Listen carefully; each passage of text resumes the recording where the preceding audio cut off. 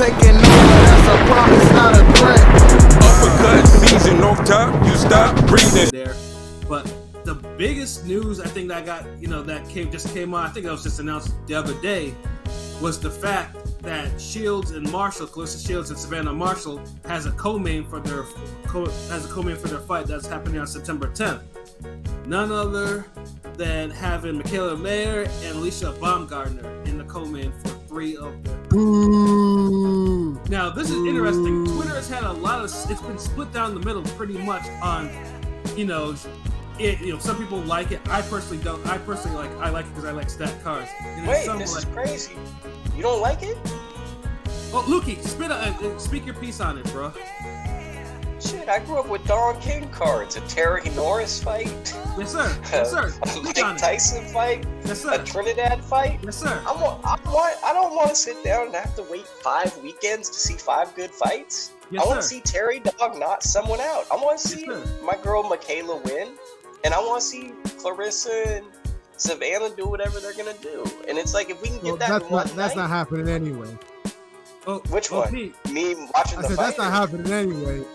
Mayer's going to sleep. But Oh wow. Pete. So Pete, speaking, what do you actually think about those 2 fights being?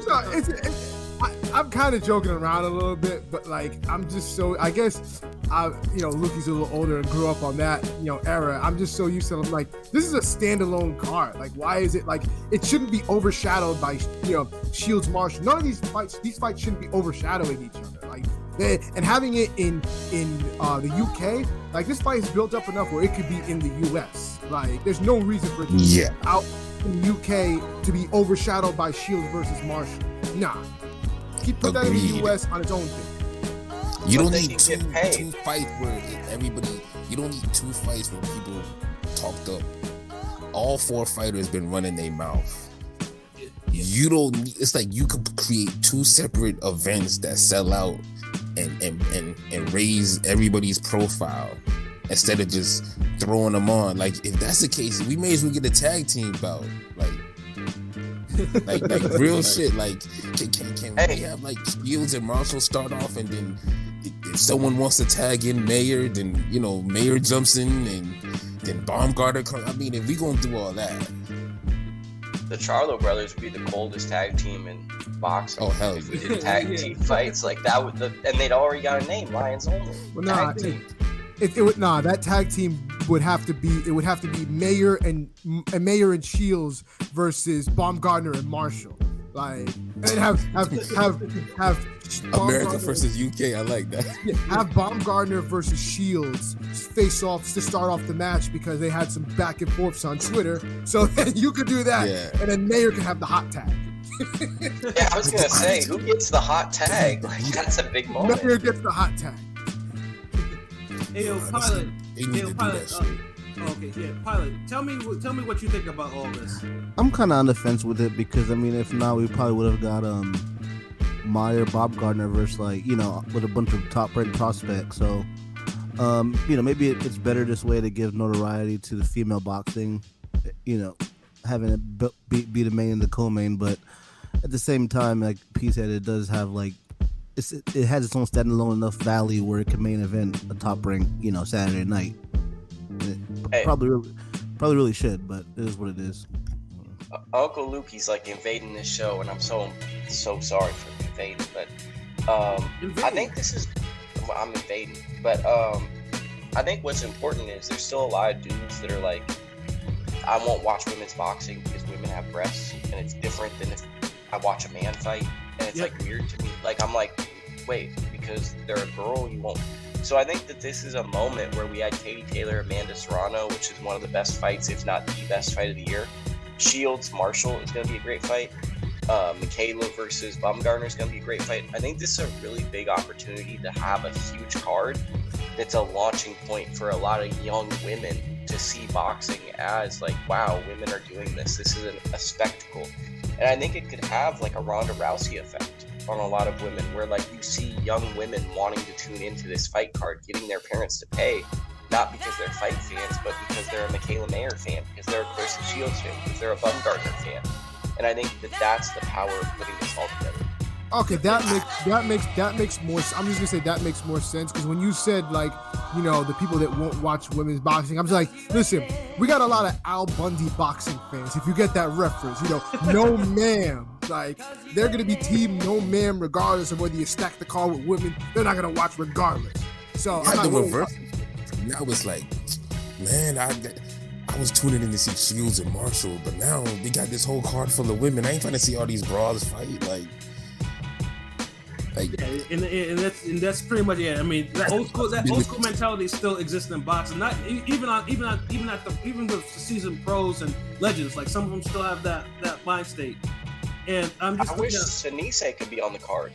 Honestly, I wish they could put Sinise on the card, and I'd like to see like a really entertaining young male fighter on this card, and it should just be like a exciting event. But yeah, I mean, but of course, like right now we have like 3 different promoters into this. I mean, we have Eddie, we have Bob, and then we have we have Sky Sports, pretty much like 3 different. I mean, it's a miracle that have all 3 of them actually managed to work together to actually get this actually done, which is like because usually these. I mean, but then, like I said, women's boxing I guess doesn't have that type of risk in their mind, like, you know, like having certain other male fighters fight on other platforms and shit. You dump it in the UK, like this is the thing. I get Lukie's point. I understand it, and I see King P's point. I felt like there should be some type of healthy medium. Like, on one hand, y'all like, I don't want it to be some shit where y'all try to make it seem like y'all can have big women's fights in the US. Like, y'all went from going to selling a mill in Madison Square Garden to the rematch being destroyed because y'all talking about Ireland. Shields Marshall's a big fighter in the UK, cool, but Mayer Baumgardner, like, and shout out to Lone Star Steph, yeah, Lone Star Steph, yeah, my bad. Yeah, and you right, dude. The last 3 fights in London, like, come on, man, like ain't she from Michigan or Detroit or something? Like, yeah, but she's from Ohio. She trains in Michigan, but she's from Ohio. Oh, so boom. So, but I mean, still though. Trains so, with Tony Harrison's brother, LJ. Yeah, right? Yeah. So, I mean, the big thing. I mean, as we know, women's boxing is. I mean, obviously the biggest promoter for women's boxing is Eddie Hearn. That's the reason why Eddie Hearn. And then she got in. You know, basically she was brought in to be Terry Hopper. You know, Terry Hopper's sacrificial lamb, so to speak. A B-side. Yeah, B-side. And then Terry Harper just couldn't take her power. So now he took her belts. So Eddie signed her to how many fights? I don't know. I forgot. It was 3 or 4. I forgot how many fights. But unfortunately, Eddie has, and this is where I see LB's point. Eddie hasn't put her on any of the American cards, even though she's an American champion. You know, she had 1 title defense, and it was like a last minute entry on one of the European cards that he holds. Meanwhile, Mayer's getting her cards promoted a month in advance. Right. Yeah. So it's like. But I mean, let's talk about this the other way. How cool would that be if you worked for someone and you got free trips to London? Like, I mean, I'd be down with that for a couple of times. Like, cool, I get to fly to London, get to see new stuff, go to a museum here and there, and get paid. Like, I mean, if it's only 2 or 3 times, I mean, I'd be down with that. And the UK boxing fans are way better than American fight fans. Oh, like, you don't want to open that can of worms, bro. Bro, they really are, because it's like they support. The promoters, they don't cater to American fans like the UK promoters cater to their fans. So I do agree with you in a way. You know, it's like this. Like, you'll get a guy like James Tennyson, who, if he was like in America, people would be like, man, this guy's a journeyman. Over there, if he even like has a remarkable or like noteworthy fight against a guy who's good, people are like, that's my guy James. You know, he stood up and he had a good rally. And that's what I'm saying is, like, you look at a guy like John Ryder. John Ryder is just a guy who's physically strong and comes forward. Right. He's not going to have a lot of success at the highest level of this sport unless you match him perfectly. But the UK support of a guy like that who's just doing what he does, in America, we wouldn't have the same support for a fighter like John Ryder. Just being honest, like, he'd just be kind of like a fringe level pro. Yeah, that's true. I mean, it's like that, like, but that's how they treat him like that. They don't market a guy like that as far as like to make his whole card. Like, that's just how we look. We like American boxing fans didn't appreciate Emmanuel Augustus until after like 12 losses. Yeah, exactly. Like America likes the lovable loser. Like you have to give a certain amount of effort in order to get like, oh yeah, this guy. I mean, this guy, will give somebody a hard time if you want to get that type of respect. Like so. It's, well, I think a good example is like David Benavidez is pretty much like one of the most exciting guys for me to watch. It's like David Benavidez, Boots Ennis, Virgil Ortiz. There's like a handful of guys where it's like if they fight, I really want to watch them fight. Yeah. And I have no clue how many people are really, really excited to see him when he fights live. I don't know what the anticipation is. It might be good, it might be bad, but it just feels like if he fought mostly in the UK, he could probably fight in like a huge arena because people would be like, dude, this guy is friggin' awesome. He's very entertaining. And that's like the disconnect I feel between America and the UK is because they don't have as many like talented athletes in the NBA, NFL. They don't see dynamic athletes all the time. When they get like a superstar boxer, people are willing to pay for that level of entertainment, and that's just what hurts us as boxing fans in America. We got distractions over here too, bro. Like way much distractions to where a fringe contender boxer is like a high priority for people unless he's marketed in a way where he's a can't miss type of moment on TV.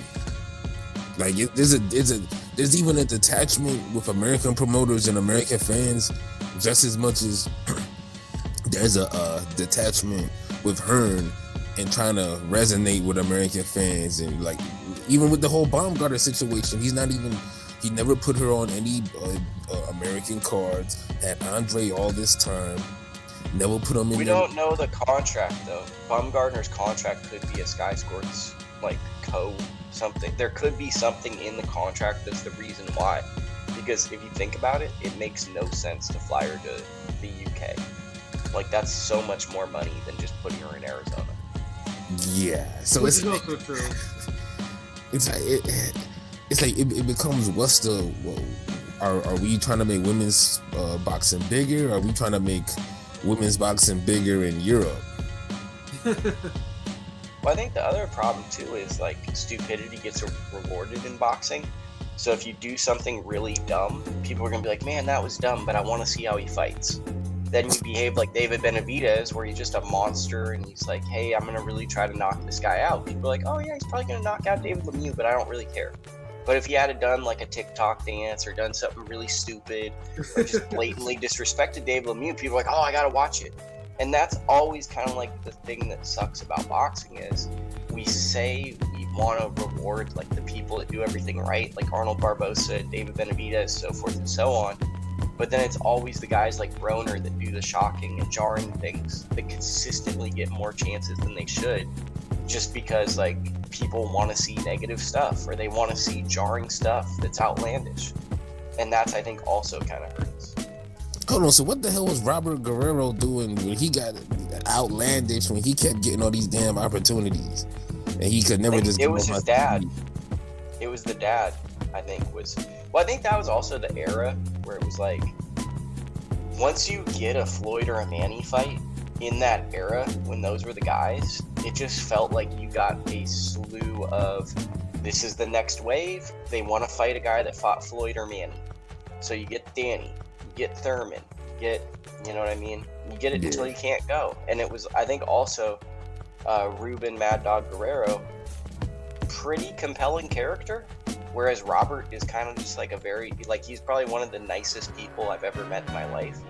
His dad, also one of the nicest, really tough guy, really sincere, really amusing interview, who is not afraid to talk trash and not afraid of these coaches and willing to punk the coaches. And I think that that's like the dichotomy. It's like, okay, let's get Robert Guerrero here. Danny Garcia's dad talks trash. Will he talk trash to Ruben? We saw in the press conferences. No, he won't. He actually looked kind of quiet when Ruben's around. That's where I think a lot of Robert's opportunities came from. And I'm taking a look at Lone Star Steph's comment. Mentioned, I agree, disagree, gentlemen. Perhaps I'm thinking or even reaching, but I'd imagine most of us on here are hardcore. Yes, we are. What kind of fights or fighters can grab the casuals, like Spence and Crawford? Casuals don't know who Spence or Crawford are, barely, Yeah, I mean, and that's what it is. Like this woman fight, I think that's part of the reason why Lukie put together, why we have a stacked cards. Basically, women's boxing right now is on the up and up. So put in 4 of the most known boxers that talk a lot of shit, talk a lot of trash to each other.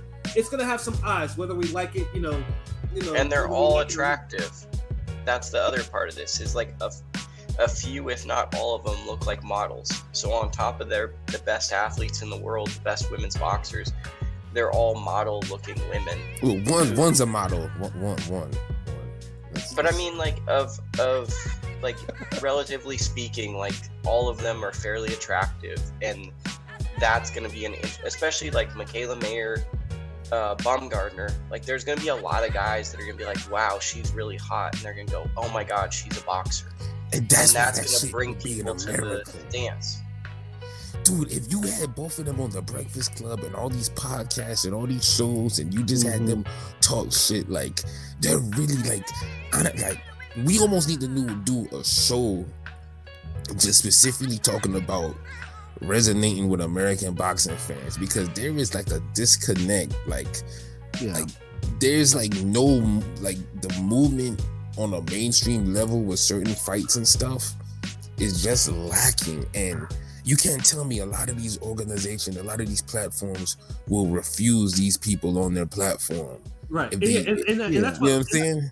Yeah, that's what Lone Star Steph is actually. That's what I think he means.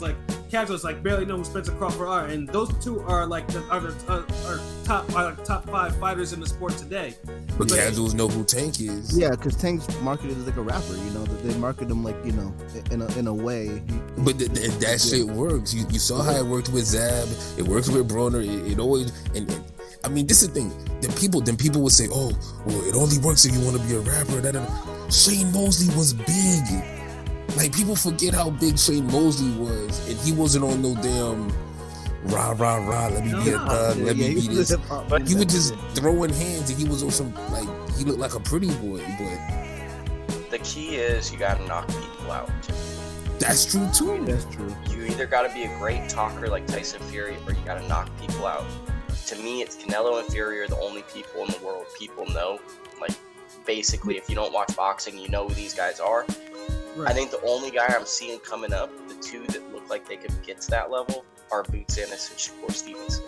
But it's going to come down to the performances for those guys to get to that point. Because if they get to the next level and they keep winning, but they're not going, because now the prerequisite to becoming a star is, well, is there a video of you on Twitter that has 1 million views? Is there an Instagram video that's being watched a lot, Well, I mean, I also want to mention Joshua too. Joshua is very known. Even though he kind of failed on the American debut, and he still needs to run that back. I mean, I say that as a big Joshua fan. Joshua is on that level of known as Canelo and Fury too. Yeah, he's a star. He's top 5. It's Fury, Tank, Canelo, Joshua. And there's no one else. There really isn't. You can throw a random fighter in there. You can still throw Broner in there. You'd be surprised how many people do. He's retired. We can't even use him. You got to go against the next most inactive, officially not retired guy, and that's Broner. Honestly, probably Wilder. Wilder's probably the Wilder's guy up there too. Yeah, Wilder. Yeah. I'd say Wilder. So it's 3 out of the 5 are heavyweights. Which makes sense. And then, of course, and most people will kind of argue with this, but Triple G as well. I mean, Triple G is a Jordan brand athlete. Yeah. I know plenty of casuals that know Triple G. I know some of it from the Canelo fights, but he's known. Well, I think the funny thing about G is a lot of people that I've met are have you ever heard of the Russian fighter named Triple G? There's always he's Russian, and it's all he does is knock people out. And it's their experience is Russian, comical, brutal knockouts. And they really have no sense of the history of his career, any story arc. It's just he's really friendly, he knocks people out, and he's from Eastern Europe, Russia. And yeah, it's like I think that's also going to be interesting about Canelo versus Golovkin. Is like Golovkin's dramatically changed who he is as a person in the years since that second Canelo fight. And there's a lot of fans that I think are going to be like, wait, you're not the Golovkin I loved? Like, you're not the... Do you know what I mean? I think that, like, there's a lot of people that left the sport, and the Canelo and Golovkin that now exist, they're not the same people. That if you had left the sport or you watched maybe a couple of fights here and there, these are two bitter, rich, successful pro boxers who are in a different stage of their career. And it's not just going to be them playing the hits. It's going to be like kind of uncomfortable, to be honest. Right, and funny thing is too is like, I mean, and that fight has a potential because it's gonna be on the Zone pay-per-view. Of course, when that fight rolls around, I'm gonna kind of complain about that. But I mean, if that shit sells 1 million, I mean, it'll tell a lot about the other fighters that are trying to force to be pay-per-view stars and shit like that. If they can't even sell 1 million, but Triple G and Canelo can again for the third time. But like I said though, if they could, that just means hey, there's a connect with the casual fans, and then this is what, like I said, is kind of lacking with the women's, well, the way that women's boxing is going with having this card in England. Personally, I mean, I understand it because, like I said, like 2 of the fighters or 3 of the fighters are actually signed to English promoters, and Mayer is just the lone rebel out of the 3. So it's just like, yeah, she pretty much has no say because it's either that or Mayer faces some other, like another jobber on a top ranked card, filled with prospects. So it's like, yeah, and so it's like you got to put her at the biggest audience possible, and unfortunately the biggest audience is in the UK for women's boxing right now. I mean, but like I say, yeah, Eddie, Eddie has to share some blame for this. Bob has to share some blame for this. I mean, yeah, like it's a disconnect though. But it's also a way for women's boxing to also get attention. Now it'll be interesting to see how much promotion this actually does get on American TV. I mean, it's because the fight's gonna be on ESPN Plus. That's what I just read from Dan Raphael's newsletter today. So. Personally, it should be on ESPN, regular ESPN since it's a big fight. But probably the dates. There's probably an issue with college football. Of course, it's September. Yeah, so yeah, I'm not even surprised. But I mean, it really should be on ESPN. Like, I mean, because ESPN Plus. I've always complained about how to use ESPN Plus, and like some fights to put on there. Sometimes there's no rhyme and reason. But if you're having those 2 fight on the same card.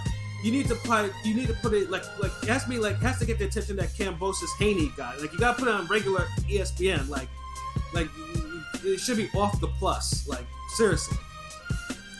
But yeah, I mean, but I got a question for you as I invade. What promoter do you think is actually having a good year this year? Because to me personally, the way I look at it, it feels like all these promoters are having some successes and some failures, and no promoter is really, like, I guess maybe I'd say Top Rank's probably doing the best because they're like creating young talent that's like simmering for the next couple of years. Well, but no promoter is separating. In that aspect they are, but their cards have been kind of lacking big time. Yeah, I think Showtime. Their cards have been pretty ho-hum for the most part. Quality-wise, Showtime and triple headers been killing it. Yeah, whoever's doing the matchmaking for the PBC Showtime cards is on a roll this year. I think that's Ron Katz. So shout out Ron Katz. I think he's Star Boxing, and I think he's doing PBC. Yeah, because Showtime is having a hell of a year. Like, good lord, like, I mean, quality fights, quality. And then Eddie has been hit or miss. Hit, you have Taylor Serrano. Miss, you have some of the random UK cards that he put in. Even I shake my head at sometimes. And I actually like the zone. I actually like Natural. And in Top Rank, like I say, yeah, Top Rank gets the, I like the way they did. I think they make like fights that I get excited for, but like most people don't. Like Rabisi Ramirez, Abraham Nova, kind of an interesting fight. Then you have like fights like Jermaine Ortiz, Herring. That's an interesting fight. It's like they do a lot of these type of like sink or swim trajectory fights, but we haven't kind of got. Yeah, they got this.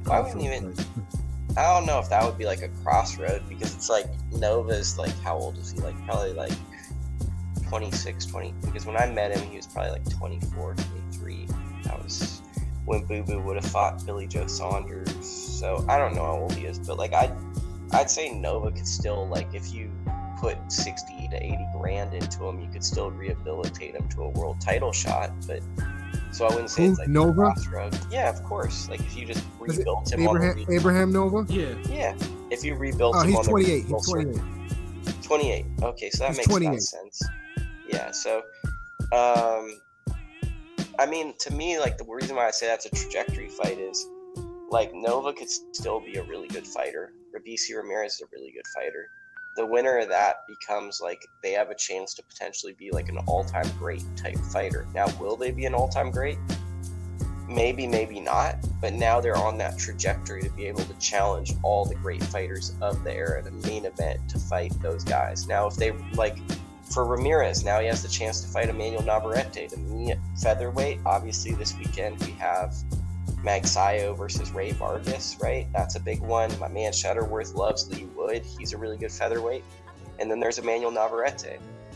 What that did was Ramirez is solidly in the top 10 now with that win. And now if he fights one of those guys, it's like, okay, that's a really compelling matchup that if the champion defends it, he gets an accolade to go towards the Hall of Fame. And if Ramirez does it, it's like, okay, 2-time gold medalist that's like living up to his potential. Yeah, and that's the thing. Yeah, Top Rank, him and Eddie all signed all the young talent, and that, I mean, and Top Rank, at least it's a plus because he really displays them. And Golden Boy, and I mentioned before, Golden Boy they actually make the best matchmaking, but the problem is they used to. I don't know about now. They're losing their stars. Like they're not fighting as frequently as they used to be. But I love the Golden Boy matchmaking. Like even with the lesser fighters that they do have now, they still match entertaining cards. But unfortunately, they don't always have a lot of eyes on them because the big fighters kept going. I mean, obviously Canelo leaving was a big thing. So it's like, I mean, Golden Boy is probably due. I mean, I don't know if they'll ever get a big fighter again. I mean, Ryan Garcia. If Ryan Garcia leaves, then it's gonna be interesting to see who's gonna be leading that whole promotion in terms of any type of attention. I mean, that's the thing that's like crazy to me is like Golden Boy and PBC didn't really sign a fighter from the 2020 Olympics per se. Not one. And that's like that's pretty wild to me because it's like you want at least one or two people where it's like this is going to be $100,000 investment that turns into like a multi-million-dollar fighter at worst, right? Like a blue chip prospect. Yeah, Top Rank always signs all the blue chip prospect pedigree type guys. It feels like lately. Well, and it's like just think about like a sports franchise, right? So like I like the NBA, right? And an easy way to make a good NBA team is you hit on some stars in the draft, and they're under like a 2 to 3 year salary cap where they're going to get paid less than they're actually supposed to be valued, and then that's when you can get veterans who can help, and then you can build a fantastic team because the economics work. When you have some fighters who are prospects who are building up to that next tier, that's when you can get big economic gains if you have the talented fighters because they can fight more frequently, they can get you can move merch, you can do all different types of things, you can get in these exciting fights and get accolades on television. So I think that's a really big aspect of driving revenue in the industry, and just to see those two entities not go after prospects, I was like, they're either gonna pick up guys that have established records, or I don't know. Yeah, and that's part of the whole disconnect with American promoters, American fans. It's all part of the bigger picture of that. In women's boxing, yeah, it's the same thing. Like, no, I mean, in America, Top Rank has Mikaela Mayer, and PBC doesn't do women's bouts for whatever reason, which is the reason why Shields is in England, because she had a contract with Showtime, and then there was that little incident with Ali Bashir, and that kind of went away, and Claressa now fights in the UK now. To be fair, PBC has done fights with Gabriel Fundora, who's the sister of Sebastian Fundora. So I mean, but then she's like dark match. Like you gotta be at the arena to watch her fights. Like, it's not really they haven't televised any women's fight as far as I know since they started. The golden standard of this is when Heather Hardy sold a slew of tickets at the Barclays Center, and they put her on before the fans who paid to see her fight could even watch her fight, which was kind of like the biggest FU to Heather. She sold like 2,000 or 3,000 tickets, so I get what you're saying. Yeah, but then Heather Hardy too. I think HBO knows that, and HBO actually televised her next fight, if I remember. That's what happened, But yeah, it's like like I said, it's split down the middle. Like personally, I love the fact that I have 2 fights. I know like anything that can push in, like the big picture is trying to push women's boxing forward, into keeping its momentum, because right now women's boxing is hot. So, shit. Sorry about that. My echo went off. But yeah, it's just like anything that keeps women's boxing momentum going forward, like whether it's in America or the UK, I'm all for it. But yeah, eventually America has to really get on board, because they are American champions, and UK just can't have the whole, can't just be the place where American fighters have to go to actually, women fighters have to go to make some bread, or to get some attention. Like, eventually, like Eddie can't be just bringing people to America. Like Top Rank, PBC, and Golden Boy really needs to get Strada out there. Like she's a talent too, but it's taking a while for her to get fights, which is weird to me. But yeah, like America. It's the purse. It's the amount of money she wants. She wants to get paid fairly, and the budgets probably don't meet up. It's the ugly side of the sport. Yeah, it is. But that's why it's like, if women, if this card is successful like we all think it's going to be, I think American promoters just really need to really take a close look and really invest in women's boxing, as well as other talents too. Like this disconnect can't really continue as it is. But yeah, I think we touched upon. I think we gave that enough bars. Obviously, more details. I think they're gonna hold a press conference for that on Tuesday. So we're probably gonna get, a little bit more, if there's gonna be other fights too, which I'm sure. So we got